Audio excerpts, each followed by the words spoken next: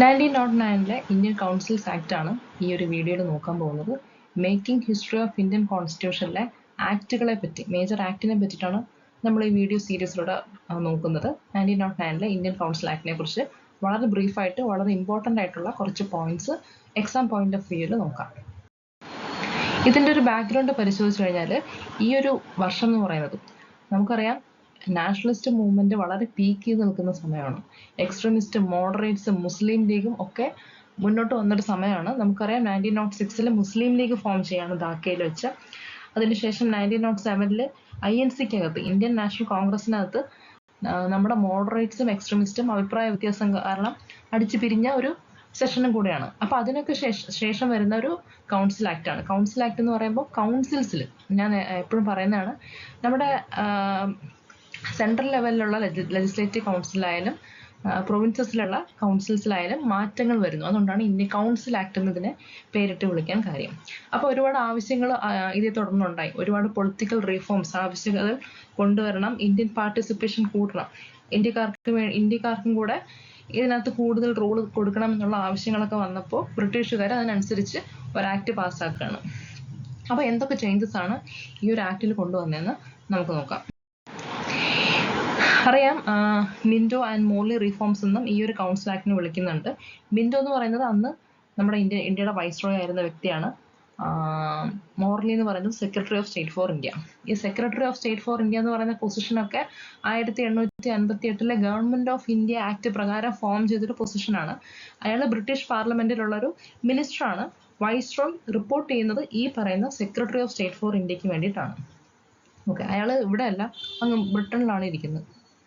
ഇനി ഇവർ രണ്ടുപേരും കൂടെ കൊണ്ടുവന്ന ചേഞ്ചസ്, റീഫോംസ് ആണ് ഈ പറയുന്ന ഇന്ത്യൻ കൗൺസിൽ ആക്ട് ഓഫ് 1909. അതുകൊണ്ട് ഇതിനെ മിൻറ്റോ ആൻഡ് മോർലി റീഫോംസ് എന്ന പേരിലും അറിയപ്പെടും. എന്തൊക്കെ മേജർ റീഫോംസ് ആണ് ഈ ഒരു ആക്ടിലൂടെ ഇൻട്രൊഡ്യൂസ് ചെയ്തതെന്ന് നോക്കാം. Expansion of council. നമുക്കറിയാം സെൻട്രൽ ലെവലിലും പ്രൊവിൻഷ്യൽ ലെവലിലും നമുക്ക് ലെജിസ്ലേറ്റീവ് കൗൺസിലുണ്ട്. ഇന്ത്യക്കാരെ കൂടെ അഡ്മിനിസ്ട്രേഷന്റെ ഭാഗമാക്കണം, കൂടുതൽ പരിഗണിക്കണം എന്നുള്ള ആവശ്യം പരിഗണിച്ചുകൊണ്ട് ബ്രിട്ടീഷുകാർ അവസാനം നമുക്ക് വേണ്ടി ആക്ട് പാസ്സാക്കുകയാണ്. സെൻട്രൽ ലെവലിലുള്ള കൗൺസിലും പ്രൊവിൻഷ്യൽ ലെവലിലുള്ള കൗൺസിലും ഇന്ത്യൻ മെമ്പർഷിപ്പ്, ഇന്ത്യൻ അംഗസംഖ്യ എണ്ണം വർദ്ധിപ്പിക്കുകയാണ്. അങ്ങനെ സെൻട്രൽ ലെജിസ്ലേറ്റീവ് കൗൺസിലിൽ 16 നിന്ന് 60 അംഗസംഖ്യ വർദ്ധിപ്പിക്കുകയാണ്, കൂടുതൽ ഇന്ത്യക്കാരെ ഉൾപ്പെടുത്തിക്കൊണ്ട്. ഇനി നോൺ ഒഫീഷ്യൽ മെമ്പേഴ്സിന്റെ അംഗം അങ്ങനെ കൂടുകയാണ്. എന്താണ് ഈ നോൺ ഒഫീഷ്യൽ മെമ്പേഴ്സ് എന്ന് ചോദിച്ചു കഴിഞ്ഞാൽ, നമുക്കറിയാം ഈ കൗൺസിലിനകത്ത് നോമിനേറ്റഡ് മെമ്പേഴ്സും ഉണ്ട്. ഇലക്ഷൻ എന്ന് പറയുന്ന ഒരു ടേം വൈഡായിട്ട് യൂസ് ചെയ്തില്ലെങ്കിൽ പോലും പ്രൊസീജിയർ അത് തന്നെയാണ്. അങ്ങനെ തിരഞ്ഞെടുക്കപ്പെടുന്ന 2 ടൈപ്പ് മെമ്പേഴ്സ് ആണുള്ളത്. ഈ ഒഫീഷ്യൽ മെമ്പേഴ്സ് നമ്മൾ വിളിക്കുന്നത് നോമിനേഷനിലൂടെ സെലക്ട് ചെയ്യുന്ന ബ്രിട്ടീഷ് ഒഫീഷ്യൽസിനെയാണ്. അവരാണ് ഒഫീഷ്യൽ മെമ്പേഴ്സ്. അവരുടെ അംഗസംഖ്യയാണ് എപ്പോഴും കൂടുതലായി നിൽക്കുക. അപ്പം നോൺ ഒഫീഷ്യൽ മെമ്പേഴ്സ് ഇലക്ഷനിലൂടെ സെലക്ട് ചെയ്യുന്ന ഇന്ത്യക്കാരായിട്ടുള്ള അംഗങ്ങൾ. അപ്പം നോൺ ഒഫീഷ്യൽ മെമ്പേഴ്സിന്റെ അംഗസംഖ്യ കൂട്ടാനാണ് ഈ ഒരു എക്സ്പാൻഷൻ ഓഫ് കൗൺസിൽ കൊണ്ട് ഉദ്ദേശിച്ചത്. അപ്പോഴും ഓർത്തിരിക്കുക, സെൻട്രൽ ലെവലിൽ എന്നാൽ പോലും ഒഫീഷ്യൽ മെമ്പേഴ്സിന്റെ അംഗസംഖ്യ തന്നെയാണ് കൂടുതൽ. നമ്മൾ ഈ ആക്ടിലൂടെ നോൺ ഒഫീഷ്യൽ മെമ്പേഴ്സിന്റെ അംഗസംഖ്യ കൂട്ടിയെങ്കിലും കൂടുതൽ അംഗങ്ങൾ ഒഫീഷ്യൽ മെമ്പേഴ്സ് ആയിട്ടുള്ള ആൾക്കാർ തന്നെയാണ്. കുറച്ച് കൂട്ടിയിട്ടുണ്ട്, പക്ഷെ എന്നാലും മുൻതൂക്കമാർക്ക് തന്നെയാണ് ഒഫീഷ്യൽ മെമ്പേഴ്സ് ആണ്. പക്ഷെ പ്രൊവിൻഷ്യൽ കൗൺസിൽ അതല്ല കേട്ടോ. പ്രൊവിൻഷ്യൽ കൗൺസിലിൽ ഈ ഒരു ആക്ടിലൂടെ അംഗസംഖ്യ വർദ്ധിച്ചപ്പോൾ നോൺ ഒഫീഷ്യൽ മെമ്പേഴ്സിന്റെ അംഗസംഖ്യയാണ് കൂടുതലായിട്ട് നിന്നത്. ഓക്കെ, അപ്പോൾ അത് ഓർത്തിരിക്കുക, കൺഫ്യൂഷൻ ആവരുത്. 2 ടൈപ്പ് മെമ്പേഴ്സ് ഉണ്ട്, നോൺ ഒഫീഷ്യൽ മെമ്പേഴ്സും ഒഫീഷ്യൽ മെമ്പേഴ്സും. ഈ ഒഫീഷ്യൽസ് എന്ന് പറയുന്നത് ബ്രിട്ടീഷ് ഒഫീഷ്യൽസ് ആണ്, നോമിനേഷനിലൂടെ സെലക്ട് ചെയ്യുന്ന ബ്രിട്ടീഷ് ഒഫീഷ്യൽസ്. ഓക്കെ, അപ്പോൾ സെപ്പറേറ്റ് ഇലക്ടറേറ്റ്സ് ഇൻട്രൊഡ്യൂസ് ചെയ്യാണ്. എന്താണ് ഈ സെപ്പറേറ്റ് ഇലക്ടറേറ്റ്സ് എന്ന് ചോദിച്ചു കഴിഞ്ഞാൽ, നമുക്കറിയാം 1906 മുസ്ലിം ലീഗ് ഫോം ചെയ്യാണ്. അന്ന് മുസ്ലിം ലീഗ് മുന്നോട്ട് വെച്ച പ്രധാനപ്പെട്ട ഒരു ആവശ്യമായിരുന്നു അവർക്ക് വേണ്ടിയിട്ട് ഒരു സെപ്പറേറ്റ് ഇലക്ടറേറ്റ് വേണം, സെപ്പറേറ്റ് കോൺസ്റ്റിറ്റ്യുവൻസി വേണം എന്നുള്ളത്.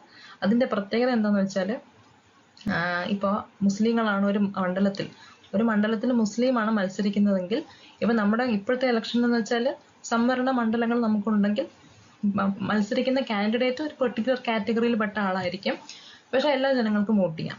ഇവിടെ അങ്ങനെയല്ല. ഇവിടെ സെപ്പറേറ്റ് ഇലക്ടറേറ്റ് കൊണ്ട് ഉദ്ദേശിക്കുന്നത് മത്സരിക്കുന്ന ആള് മുസ്ലിങ്ങൾക്ക് വേണ്ടിയിട്ട് സംവരണം ചെയ്യപ്പെട്ട സീറ്റുകളിൽ മുസ്ലിങ്ങൾ തന്നെ മത്സരിക്കും, അവർക്ക് വേണ്ടി വോട്ട് ചെയ്യുന്നത് മുസ്ലിങ്ങൾ മാത്രമായിരിക്കും. ഓക്കെ, അപ്പൊ ഇതിനകത്തുള്ളൊരു പ്രശ്നം എന്ന് പറഞ്ഞാൽ, മുസ്ലിങ്ങൾക്ക് തന്നെ തോന്നിത്തുടങ്ങും അവരുടെ കാര്യങ്ങൾ പരിഹരിക്കാനും നടത്തിത്തരാനും പ്രശ്നങ്ങൾ കേൾക്കാനും പരിഹരിക്കാനും ഒക്കെ മുസ്ലിംസ് മാത്രമേ ഉള്ളൂ. മുസ്ലിം ലീഗിനാണ് കൂടുതൽ താല്പര്യം. ഇന്ത്യൻ നാഷണൽ കോൺഗ്രസിന് അങ്ങനെ വലിയ ആഗ്രഹമൊന്നും ഇല്ല എന്നുള്ളൊരു ഒരു ഒരു ഭിന്നിപ്പ് വരും. അപ്പൊ ഈ ഭിന്നിപ്പ് മാക്സിമം ബ്രിട്ടീഷുകാർ മുതലെടുത്തുകൊണ്ട് തന്നെയാണ് ഇത്തരത്തിലുള്ള ഒരു ആക്ട് ഫോം ചെയ്തെന്നും കൂടി ഓർത്തിരിക്കാം. അങ്ങനെ മുസ്ലിംസിന് അവരുടെ തന്നെ മണ്ഡലങ്ങൾ കിട്ടുകയാണ്. ഇന്ത്യയിൽ കമ്മ്യൂണൽ റെപ്രസെന്റേഷന്റെ ഒരു തുടക്കം ഈ ഒരു ആക്ടിലൂടെയാണ് വരുന്നത്. ഓക്കെ, അതുകൊണ്ട് തന്നെ മിന്റോനെ, അന്നത്തെ വൈസ്രോയി ആയിരുന്ന ഈ പറയുന്ന മിന്റോനെ നമ്മൾ